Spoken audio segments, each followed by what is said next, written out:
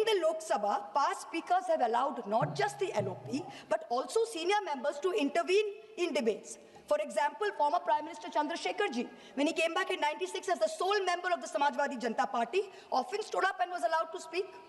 In March 1997, Biju Patnaik Ji intervened. There was a Madhya Pradesh BJP MP called Sundarlal Patwa who asserted that the mandate was not actually with Deve Gowda, but the mandate was that of the BJP's nationalism, and the BJP should be allowed to form the government. And Biju Patnaik intervened very sharply, and he said, "You people talk of nationalism.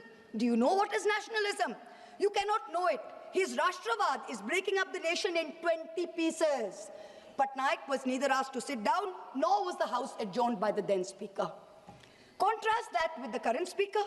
In the last Lok Sabha, the 17th, he perfected the art, or under his guardianship, the art of switching off the mics of opposition members mid-sentence, of ensuring Sansad TV paid for by taxpayer money blacks us all out.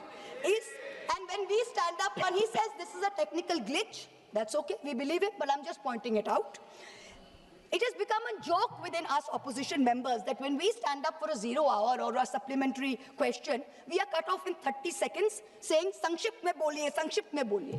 And for treasury benches, people are allowed to speak endlessly, make unfounded allegations, lies against all of us. The government has made a circus of parliamentary democracy, and if the Speaker is going to concede to being a complicit ringmaster, it is a very sad day for Indian democracy, a very sad day. In March 25, a delegation of India Bloc MPs met the Speaker. We submitted a letter raising 12 issues, including the failure to appoint a Deputy Speaker, denial of the opportunity to speak to the LOP and other leaders, disregarding the decisions of the BSC.